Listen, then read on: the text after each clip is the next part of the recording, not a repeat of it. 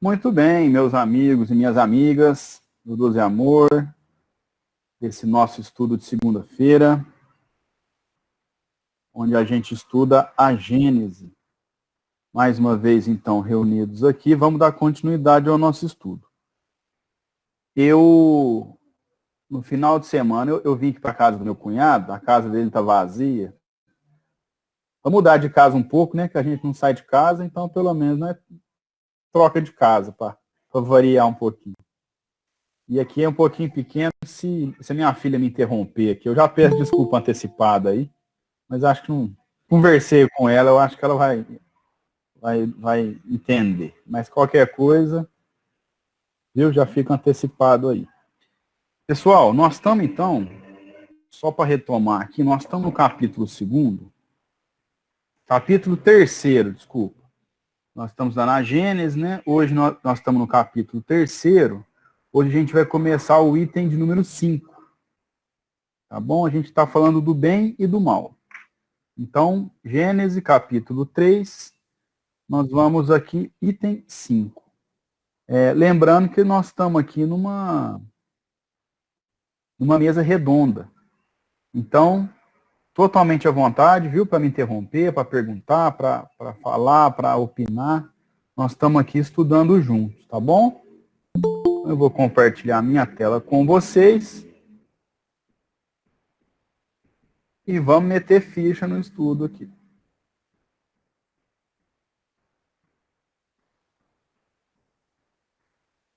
Vamos lá. Item 5. Então, nós estamos falando aqui do bem e do mal, né?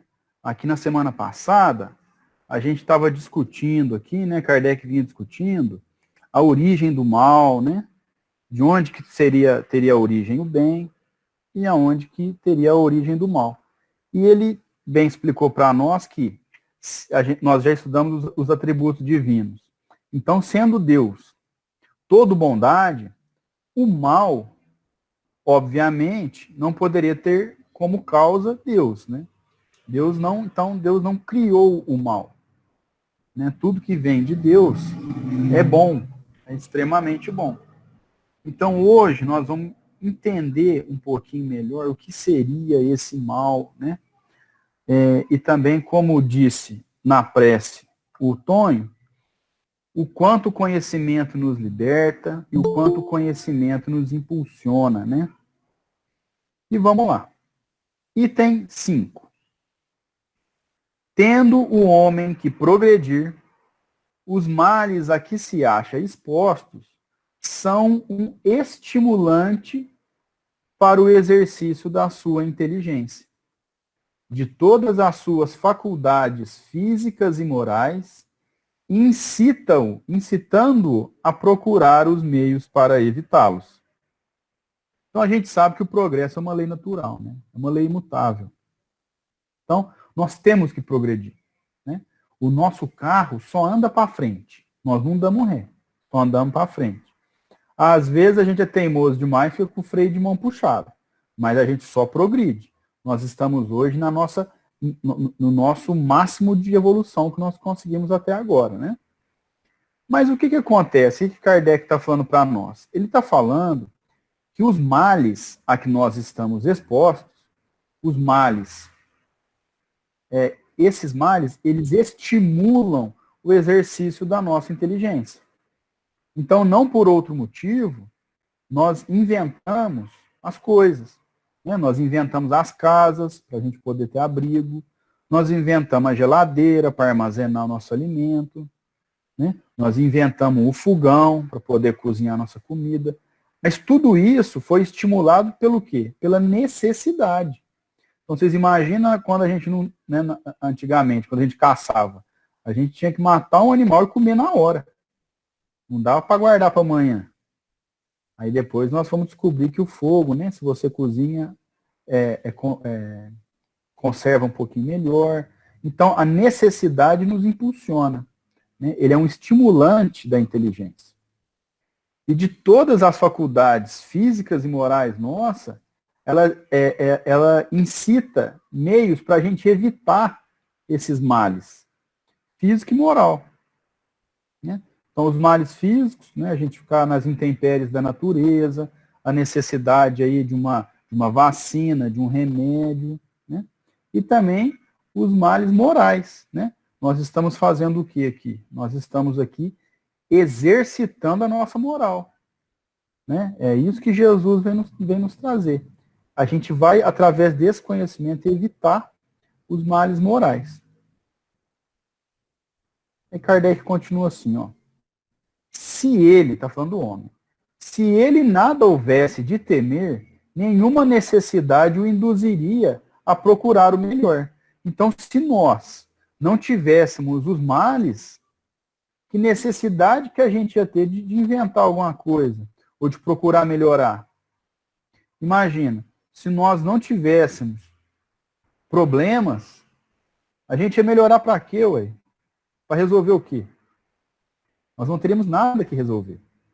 Mas os nossos problemas nos estimulam a melhorar. Seja através do melhoramento intelectual, moral, né? O espírito se lhe entorpeceria de inatividade. Se a gente não tivesse problema, inatividade total, ficaríamos parados, não teríamos objetivo na vida, né? Nada inventaria e nem descobriria. A dor é o aguilhão eu procurei, é uma vara com a ponta afiada. Então, a dor é o aguilhão que o impele para a frente, na senda do progresso. Então, o que nos cutuca para frente é justamente a dor. Então, dentre nós, se a gente pensar, por que a gente busca conhecimento? Para entender melhor as coisas e, a partir desse conhecimento, sofrer menos. Não é?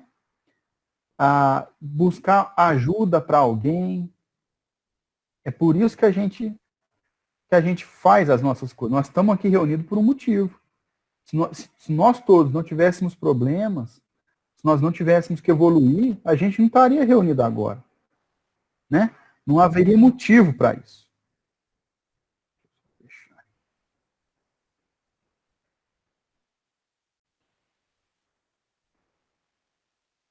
E aí Kardec continua, ó, item 6. Porém, os males mais numerosos são os que o homem cria pelos seus vícios, os que provêm do orgulho,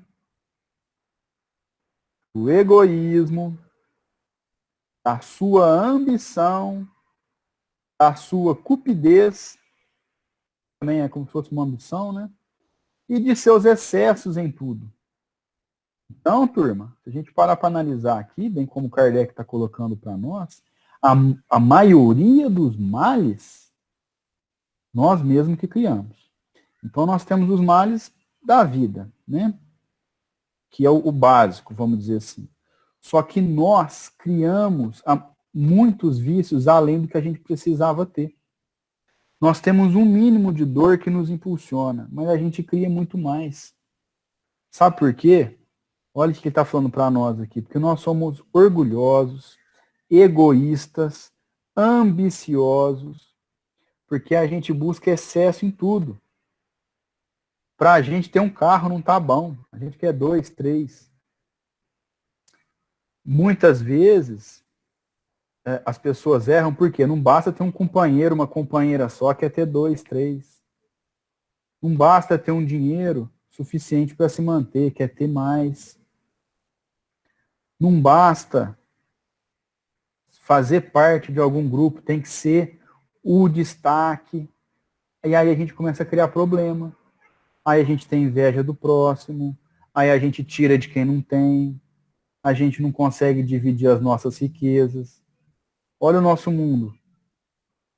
A riqueza está muito mal distribuída. Uns têm muitos, outros têm mais ou menos, outros não têm nada. Então, os males da vida, eles existem, fazem parte da natureza. Só que nós criamos a maioria desses males por conta desses vícios nossos. E aí Kardec diz aqui para nós, ó, Aí, a causa das guerras e das calamidades que estas acarretam, das dissensões, das injustiças, da opressão do fraco pelo forte, da maior parte, afinal, das enfermidades. A gente foi estudar história, por que existiram as guerras?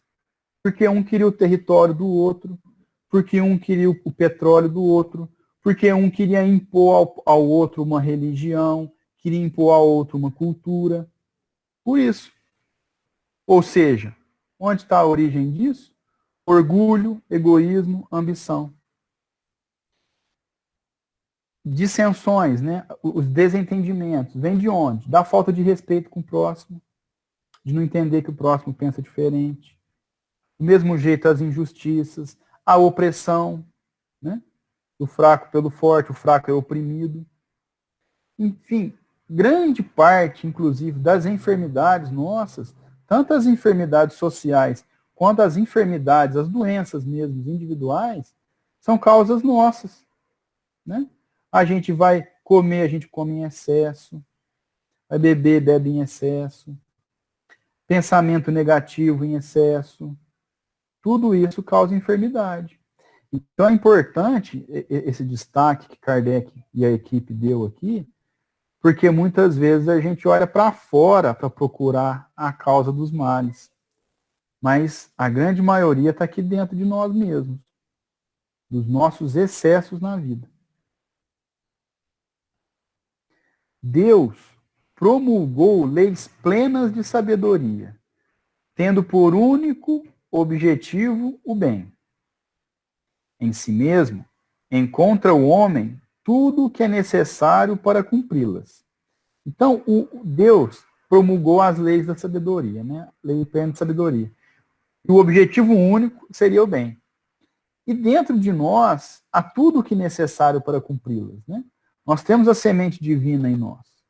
Nós conseguimos, quando não estamos viciados, saber o que é certo e o que é errado. Então, se a gente busca lá no nosso íntimo agora, é certo a gente está com um guarda-roupa lotado de cobertor sem usar e gente lá fora passando frio? Está errado. Nós sabemos disso. Mas os nossos vícios ainda nos impedem de caminhar mais rápido, né? Então, olha o que Kardec fala para nós. Ó. A consciência lhe traça a rota. A lei divina que lhe está gravada no coração e, aos demais, Deus lhe a lembra constantemente por intermédio de seus messias e profetas, de todos os espíritos encarnados que trazem a missão de o esclarecer, moralizar e melhorar. E nestes últimos tempos, pela multidão dos espíritos desencarnados que se manifestam em toda parte. Então, olha como a gente é teimoso. Deus planta em nós sementinha divina, consciência, né? Mas além disso, ele envia profetas, e mandou vários já. Né? Moisés, Jesus, né? Ele manda profetas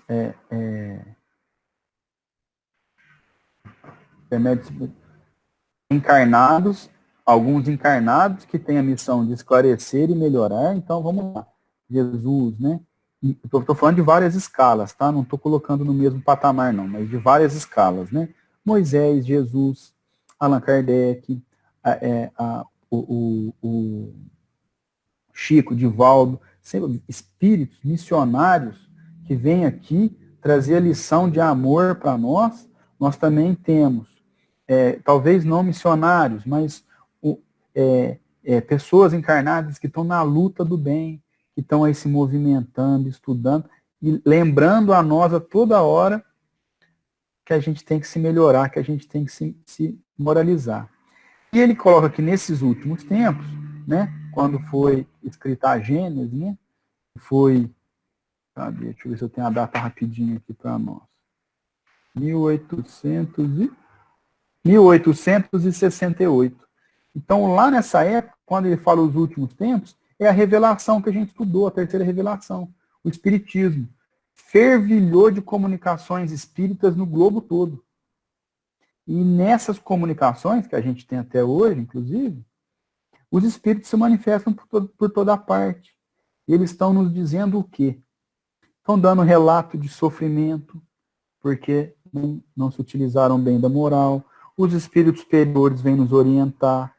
E se a gente pega lá na raiz, cada comunicação é particular, mas lá na raiz, todas elas estão dizendo o que para nós? Amor, caridade, né? E a gente ainda erra.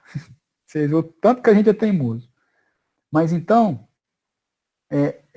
vejam a importância disso, né?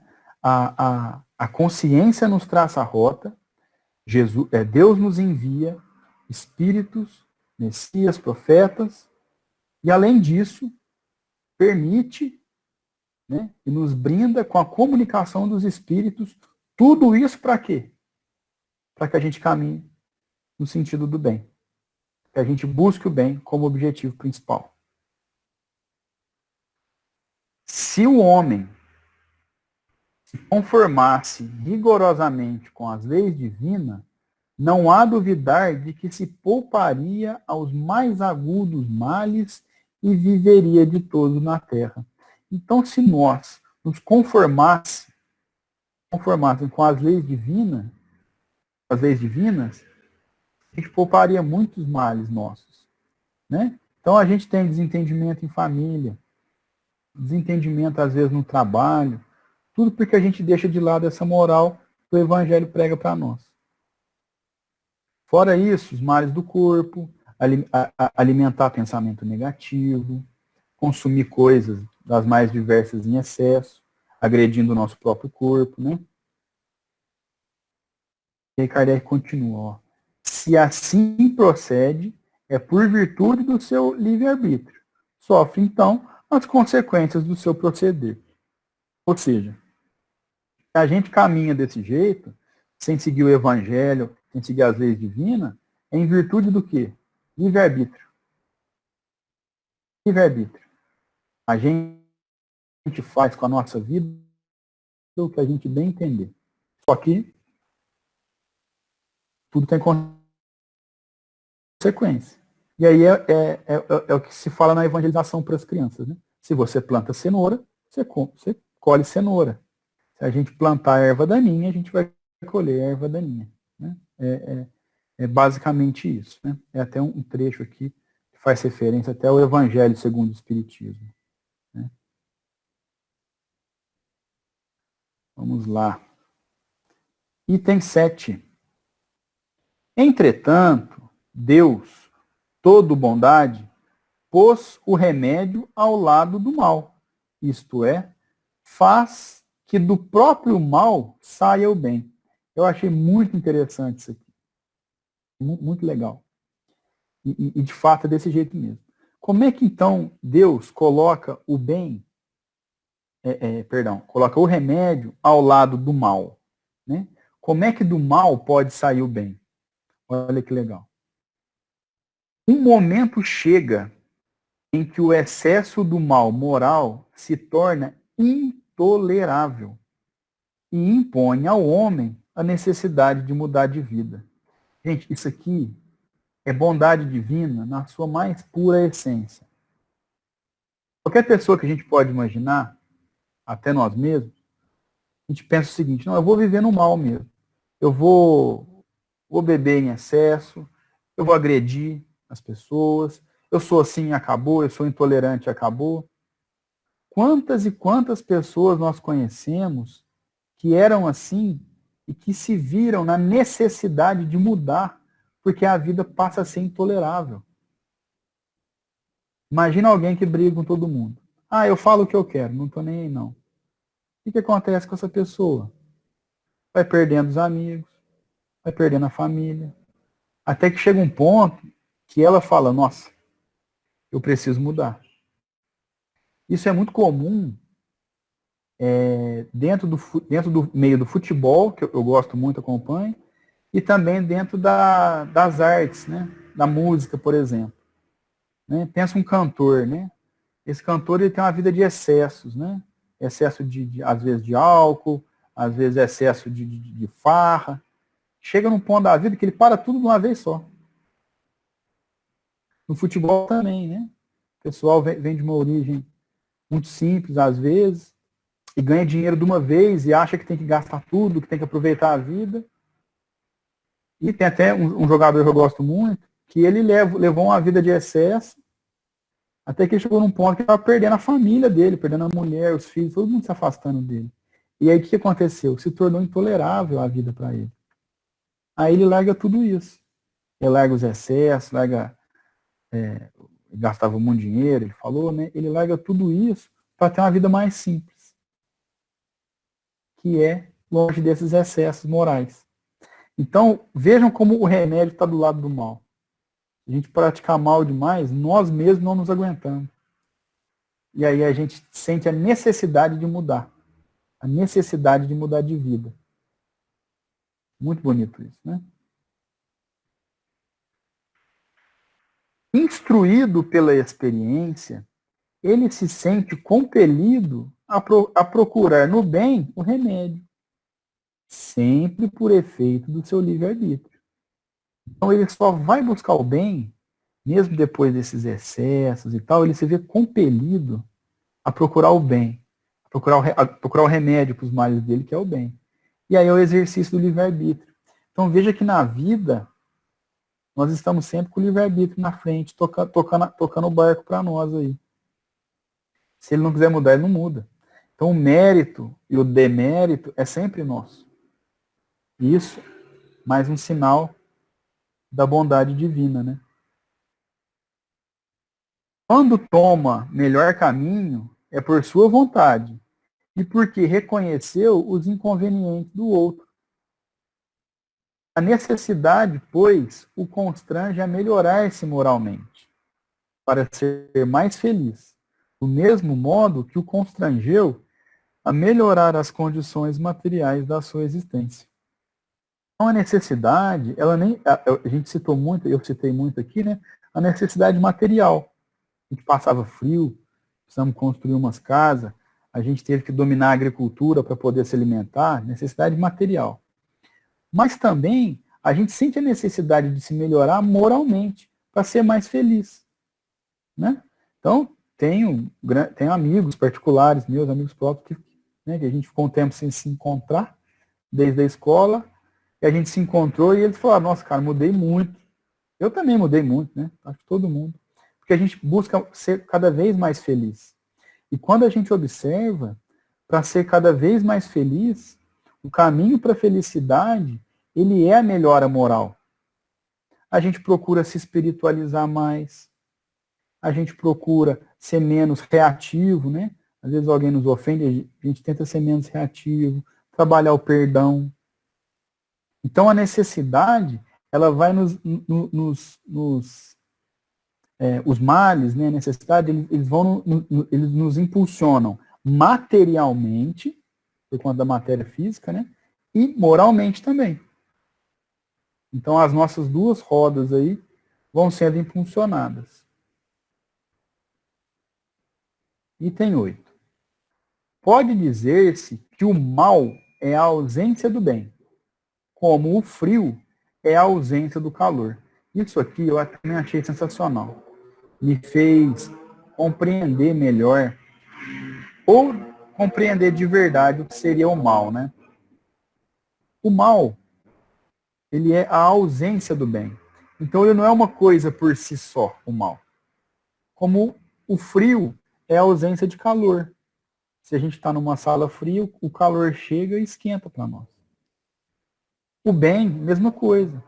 Se a gente fala, naquela casa impera o mal, isso significa apenas que ali falta o bem.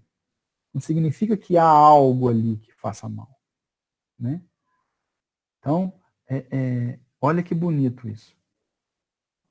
Aonde o bem vai, é como uma luz. Imagina um quarto totalmente escuro, do lado, dividido, né, por uma janela, de um quarto totalmente claro. Se a gente abre a janela, não é a escuridão que entra na luz, é a luz que entra na escuridão. O bem que vai preencher o lugar que o mal estava, né? Justamente por o mal ser a ausência do bem. Ou seja, um grande convite para nós.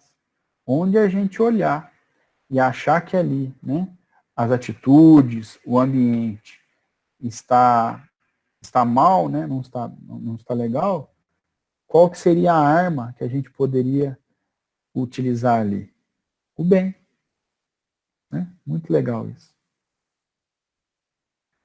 Assim como o frio não é um fluido especial, também o mal não é atributo distinto. Um é o negativo do outro.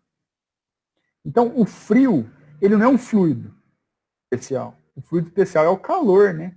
Aonde faz muito frio é porque está com o quê? Está com ausência de calor. Hoje o sol estava estralando aqui, pelo menos aqui onde eu estou, estava quente pra caramba. Se as nuvens tampam o sol, fica mais friozinho. Mas não porque o frio está chegando, sim porque o calor não está conseguindo entrar. Ó, onde não existe o bem, forçosamente existe o mal.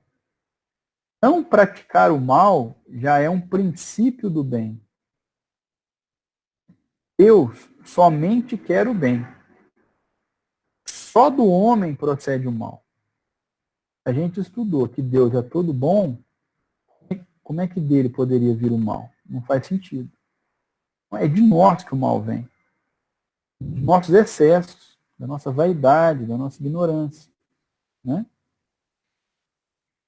Se na criação houvesse um ser preposto ao mal, um ser que está inclinado a ser mal, ninguém o poderia evitar. Então não faz sentido, né? Se dentro da criação divina tivesse um ser, seja o nome que queiram dar, inclinado ao mal, quem queria evitar ele? Né? Se isso fosse uma criação divina, ninguém conseguiria evitá-lo. Mas a gente sabe que não é assim, né? Então, aqui Kardec fala para nós. Mas, tendo o homem a causa do mal em si mesmo, tendo simultaneamente o livre-arbítrio e por guia as leis divinas, evitá-lo-á sempre que queira. Então, veja a liberdade. A gente entende que o mal é falta do bem. A causa do mal está em nós mesmos e a gente sabendo, nós temos o nosso livre-arbítrio e temos por guia as leis divinas, a gente só vai sentir mal, passar mal, quando a gente quiser. Quando a gente deixar de agir. A gente consegue evitar o mal. Como é que a gente evita o mal? Praticando o bem. Então, se nós temos um problema com uma pessoa, como é que a gente melhora isso? Tratando-a bem. Entendendo. Né? Se for preciso, até afastando dela. Se ela não estiver no ponto ali de fazer uma amizade, a gente afasta por respeito até o momento que ela está vivendo. Né? E assim a gente consegue entender que nós temos nas nossas mãos todos os instrumentos necessários para que a gente seja feliz, para que a gente consiga se afastar do mal. Tomemos, para termo de comparação, um fato vulgar. Sabe um proprietário que nos confins de suas terras há um lugar perigoso, onde poderia perecer ou ferir-se quem por lá aventurasse.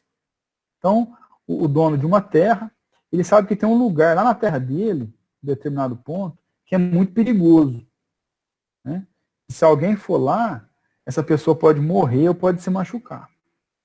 Então, Kardec pergunta, o que faz a fim de prevenir os acidentes?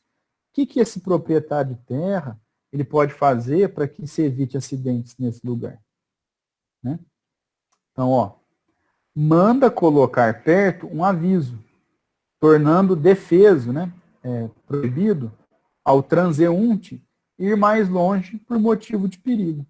Então, se o cara que é dono da terra sabe que lá naquele canto é muito perigoso, ele põe uma plaquinha.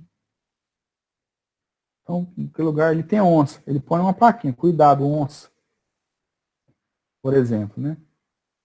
Aí Kardec nos diz, ó, aí está a lei, que é sábia e previdente. Então, aí está a lei, ela é inteligência e ela está tomando precaução. Se apesar de tudo, um imprudente desatende o aviso, vai além do ponto onde este se encontra e sai-se mal, de quem se pode ele queixar, senão de si próprio? O cara foi lá naquele canto, tava a plaquinha lá, cuidado, onça. Ele mesmo assim entra lá naquele lugar. É atacado por uma onça. A culpa é de quem? Dele mesmo. Tem uma plaquinha falando para não fazer, e ele fez. E a nossa vida é assim também. A gente sabe que a gente não deve cometer excesso. A gente sabe que levar a vida leve, levar a vida simples, nos deixa mais felizes, nos evita problema. Mas mesmo assim, a gente quer acumular. A gente quer ser melhor que o outro, quer ter mais, quer ser mais inteligente, mais bonito, mais isso, mais aquilo. Olha que comparação sensacional. Então, a pessoa que passou da plaquinha, de quem ela pode se queixar, se não de si próprio, né? Outro tanto se dá com o mal. Evitá-lo-ia o homem se cumprisse as leis divinas. Então, como é que a gente evita o mal? Cumprindo as leis de Deus, né? Por exemplo, Deus pôs limite à satisfação das necessidades. Desse limite, a saciedade adverte o homem. Se este o ultrapassa, falo voluntariamente. Então, é muito interessante isso aqui, ó. Deus, ele colocou um limite à satisfação das necessidades. Nós temos necessidades variadas, né? A gente tem fome, tem necessidade de descanso, tem sede e várias outras necessidades fisiológicas. Mas como é que a gente sabe que a gente já supriu a nossa necessidade? Estou com fome. Como é que eu sei que eu já supri essa necessidade? Aqui, ó, desse limite, a saciedade adverte. Quando eu estiver saciado, eu percebo. Esse é o limite. Comi, estou saciado. Pronto, não preciso comer mais. Se eu comer a mais, se este o ultrapassa, faço voluntariamente. Então eu já percebi que eu já estou bem, já estou satisfeito. Mas eu ainda como ali mais um pouco, ainda como uma sobremesa e tal, é porque eu quero. E é aí que mora o excesso. Quando a gente faz isso, a gente acaba agredindo o nosso corpo. Isso eu estou falando em relação à fome. Mas isso aí a gente pode levar para todos os campos da necessidade, das nossas necessidades fisiológicas e também das nossas necessidades, até questão social e tal, né? Necessidade de encontrar com as pessoas e tal, de preencher nosso tempo, a gente também acaba excedendo. As doenças, as enfermidades, a morte que daí podem resultar, provém da sua imprevidência e não de Deus, né? Então a gente está lá, a gente sabe que determinada coisa faz mal. E a gente consome, e daquele consumo morre. A gente não morreu porque chegou a hora. A gente morreu porque a gente foi imprevidente, né? A gente adiantou a nossa ida. Não sei se vocês já leram, já tiveram oportunidade de ler, O Nosso Lar. O André Luiz, quando ele morre, né? Ele chega no plano espiritual e as pessoas começam a acusá-lo de suicida. Aí ele fala, gente, mas eu não suicidei, não. suicida, você suicidou. E ele falou, não, eu não suicidei, não, eu morri de outra coisa. Agora eu até esqueci o que que é. Mas por quê? Porque ele tinha os excessos, acho que se não me engano, eu não tenho certeza agora. Eu acho que ele fumava, fazia algumas coisas lá que agredia o corpo dele. Então, vejam como que Deus nos dá todos os mecanismos. A sociedade, como Kardec bem colocou, é uma delas. Agora, os nossos excessos, a agressão que nós fazemos ao nosso corpo, por bebida, comida, sexualidade em excesso, maus pensamentos, inveja, somos nós agredindo a nós mesmos. E a consequência disso é que a gente vai estragando o nosso corpo, né? Estragando o nosso corpo e muitas vezes até adiantando aí a nossa partida. Vou dar um golinho d'água aqui rapidinho.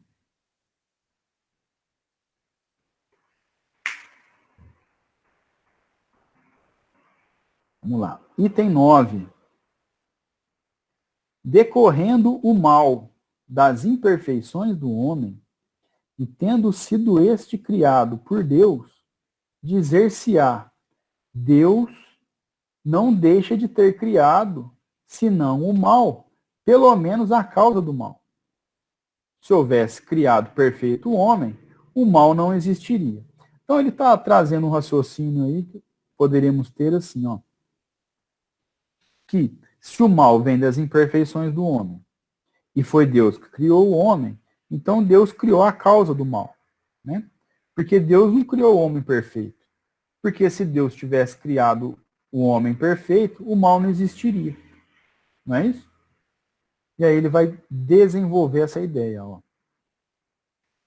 Se fora criado perfeito, o homem fatalmente penderia para o bem.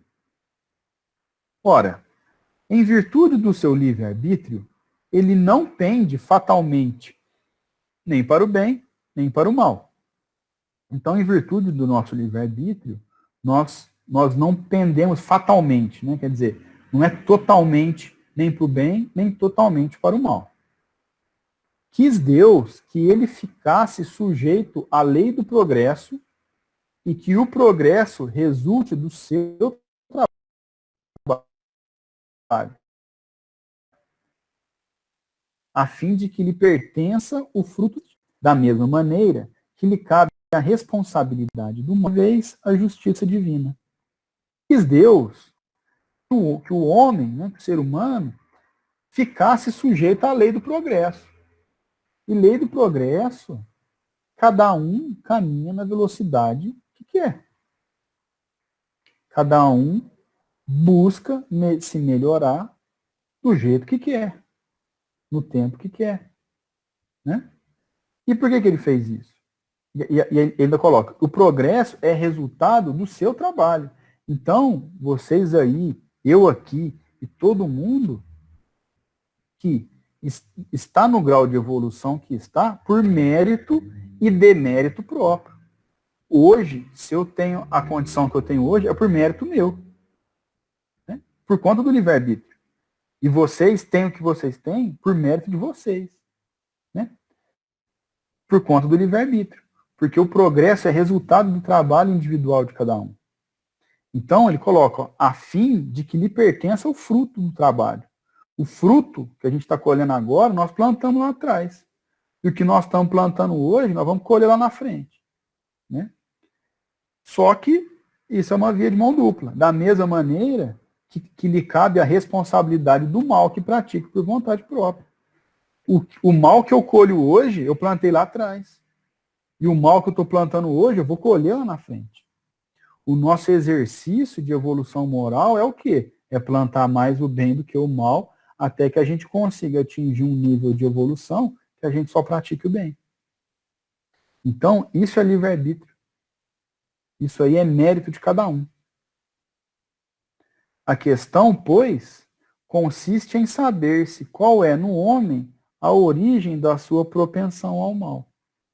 Então, aqui ele termina falando, ó, que a gente tem que saber-se qual que seria a origem, né, quando se tem a propensão para o mal.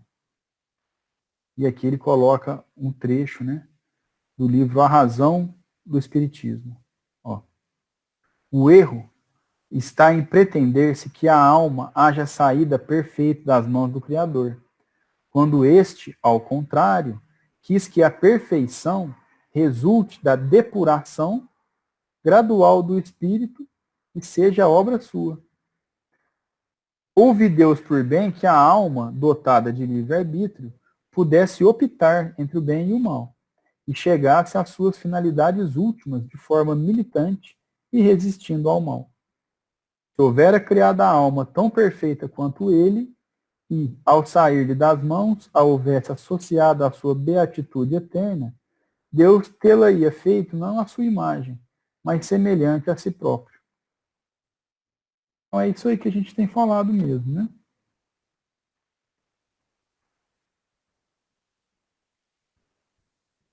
Deixa eu ver aqui, tá todo mundo quietinho, mas vocês estão aí, né? Então. Item 10. Estudando-se todas as paixões, e mesmo todos os vícios, vê-se que as raízes de umas e outras se acham no instinto de conservação. Vou até grifar isso aqui que é importante. Instinto de conservação. Instinto que se encontra em toda a pujança nos animais e nos seres primitivos, mais próximos da animalidade, nos quais ele exclusivamente domina, sem o contrapeso do senso moral, por não ter ainda o ser nascido para a vida intelectual. Então, quando a gente vai estudar as paixões, né, e os nossos vícios, a gente vai encontrar que a raiz, né, desses males está no nosso instinto de conservação. Então, vamos pensar assim, ó. Ambição. Por que eu quero ter muita coisa? Eu quero ter dinheiro, quero guardar. É um instinto de conservação. Né? A raiz dela está lá nessa questão da gente se proteger, de ter o necessário. Né? O problema é que a gente desenvolve demais e acaba tendo em excesso. Né? Mas a raiz, o comecinho, é no instinto de conservação. Aí ele vai desenvolver, ó.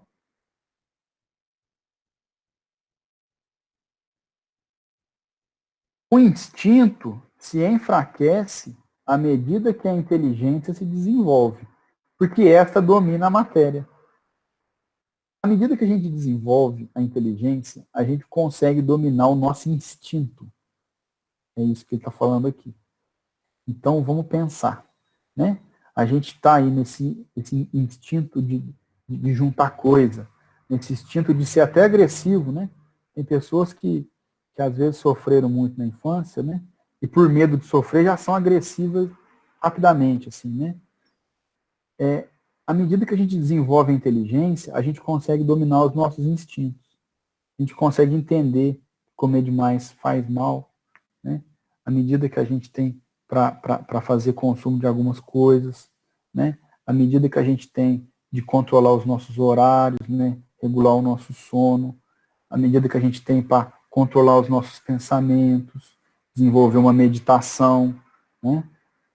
Isso tudo vem através da inteligência. A inteligência cresce, o instinto diminui. O espírito tem por destino a vida espiritual. É isso? Porém, nas primeiras fases da sua existência corpórea, somente as exigências materiais lhe cumpre satisfazer. E para tal, o exercício das paixões constitui uma necessidade para o efeito da conservação da espécie e dos indivíduos, materialmente falando. Então, o que ele está falando para nós aqui? O destino nosso é uma vida totalmente espiritual, né? Uma vida espiritual. Mas nas nossas primeiras encarnações, a gente vive como?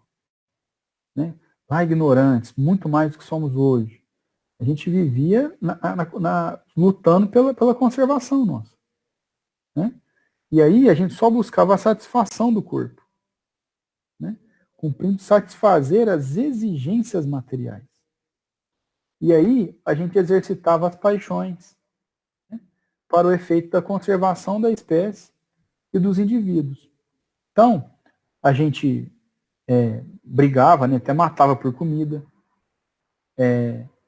O desejo sexual totalmente descontrolado, porque a gente não o compreendia, não conseguia controlar, mas era um instinto, um impulso da espécie, para a reprodução da espécie.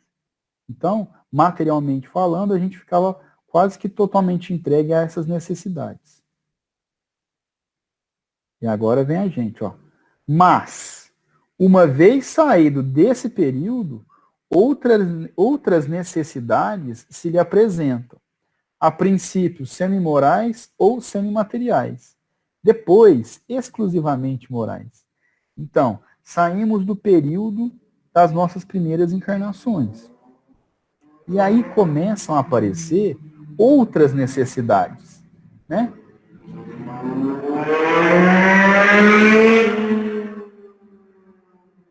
Que a princípio são parte moral, parte material, e depois vai ser só moral. Né? Então vão aparecer necessidades exclusivamente morais. Não foi o que a gente falou lá no começo. Pensem hoje. Hoje, porque a gente desenvolveu a nossa inteligência, a gente consegue controlar melhor os nossos instintos. E aí a gente consegue desenvolver necessidades morais. A gente quer fazer o bem pelo bem. A gente quer fazer o bem para ajudar o próximo. A gente já está chegando nesse ponto, né? É, então, que o espírito exerce domínio sobre a matéria, sacode-lhe o jugo, avança pela senda providencial que se lhe acha traçada e se aproxima do seu destino final. Olha que bonito. É aí que o espírito consegue dominar a matéria.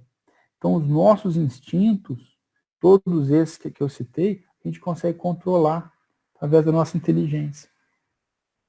Se, ao contrário, ele se deixa dominar pela matéria, atrasa-se e se identifica com o bruto. Então, imagina uma pessoa que não controla os seus instintos. Ela está na fila do supermercado. Alguém passa na frente dela. Ou ela encontra alguém que pensa diferente dela. O que ela quer? Ela quer agredir. Ela quer bater. Isso é instinto, isso é coisa animal. Mas quando a gente desenvolve nossa inteligência, a pessoa fura a fila, a gente entende. A gente fala, não, essa pessoa ou está passando por um problema, ou essa pessoa é de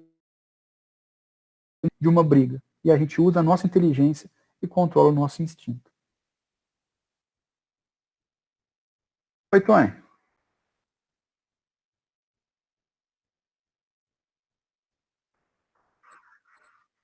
Isso.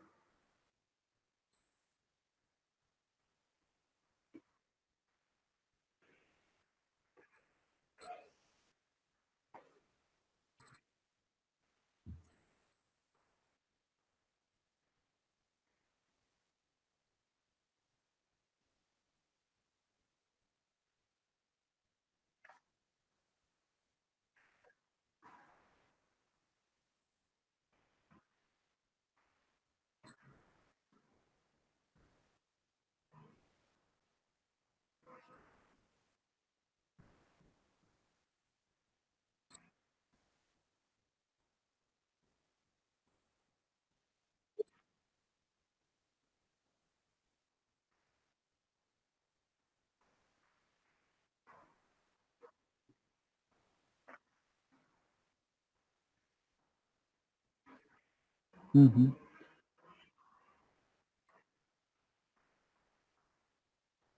Legal. O material seria o que está totalmente instintivo, né?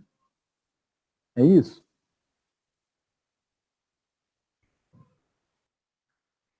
Ah, legal. Uhum. Muito interessante. É muito próximo disso, tá vendo? Naquela época eu já tinha noção disso, né? Então, vejam. Aqui Kardec está falando, ó, se ao contrário, ele se deixa dominar pela matéria, atrasa-se e se identifica com o bruto. Nessa situação, o que era outrora um bem, porque era uma necessidade da natureza, transforma-se num mal. Não só porque já não constitui uma necessidade, como porque se torna prejudicial à espiritualização do ser. Então, antes, nas primeiras encarnações, era uma necessidade nossa. Se nós não tivéssemos um instinto de buscar alimento, a gente morria de fome. Se a gente não tivesse um instinto de defesa, a gente poderia ser atacado por um bicho. O problema é que, passada essa fase, se a gente continua animalizado, agindo por instinto, essa necessidade, que antes era um bem, transforma-se num mal. Então a gente vê hoje uma pessoa que não consegue dialogar, que acha que a pessoa que pensa diferente, já coloca rótulo, agride, ela está fazendo um mal. Antes, nas primeiras encarnações nossas, era uma necessidade. Mas hoje é um mal. E prejudica a espiritualização do ser. Prejudica a evolução. Prejudica o ser a chegar nas fases mais adiantadas da vida, né?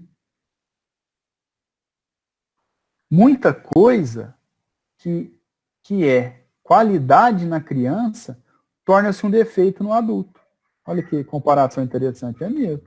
Eu tenho uma filha pequena aí, com quase 4 anos. O que nela é uma qualidade, né? A forma dela pedir as coisas, né? De querer para ela, de querer aprender no canto dela e não quer ouvir o outro, hoje é uma qualidade. Porque quando ela for adulta, se ela continua assim, vai ser um defeito. Uma pessoa que não escuta o outro, que quer só para si, nós temos as nossas fases, né?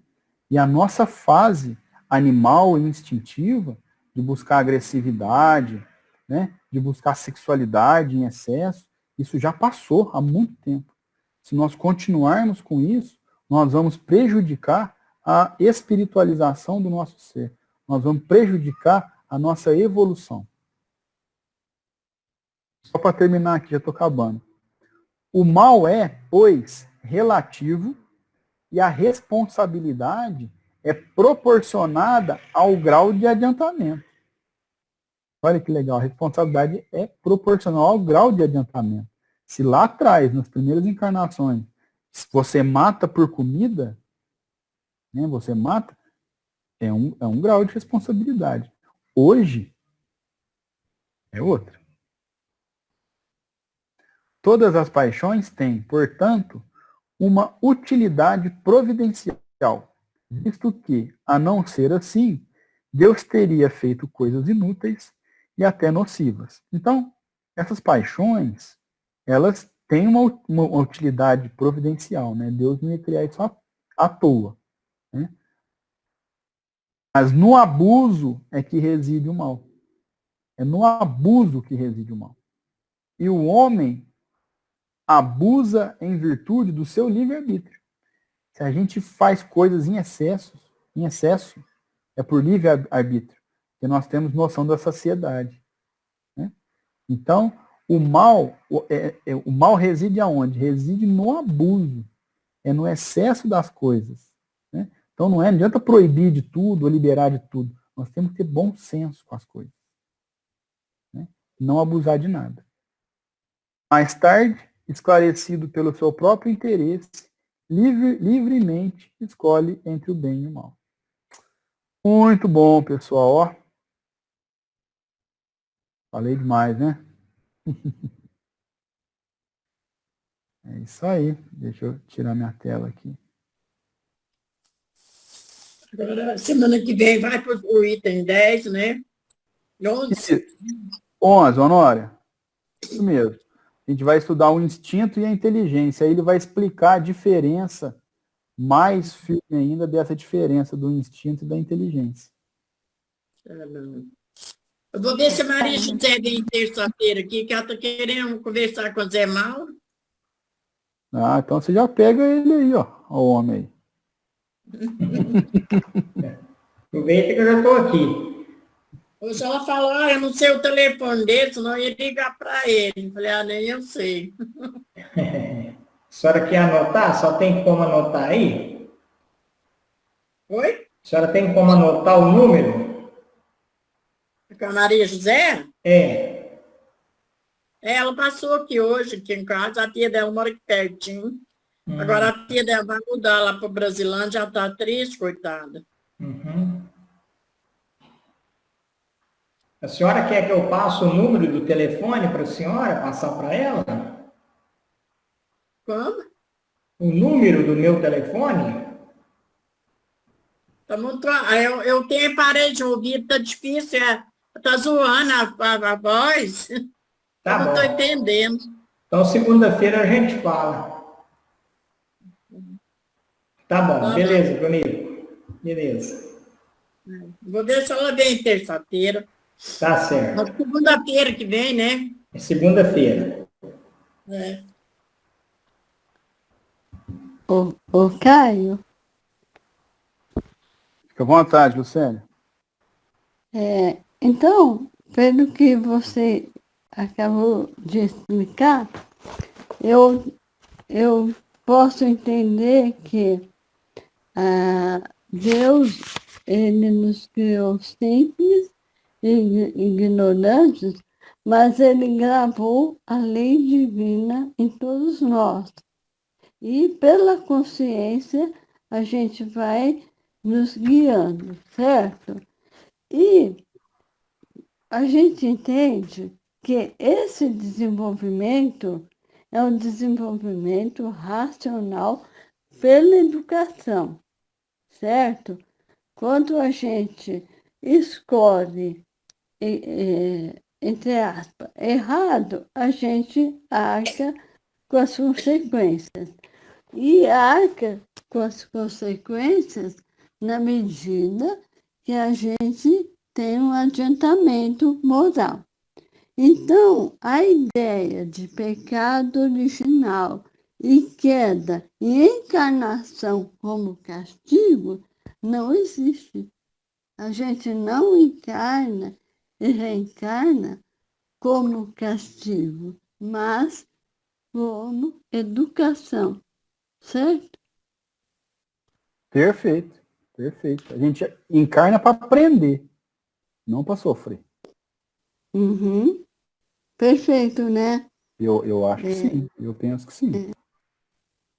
Porque a gente percebe que mesmo as civilizações mais antigas, elas já tinham um senso moral, elas já tinham leis morais, não é?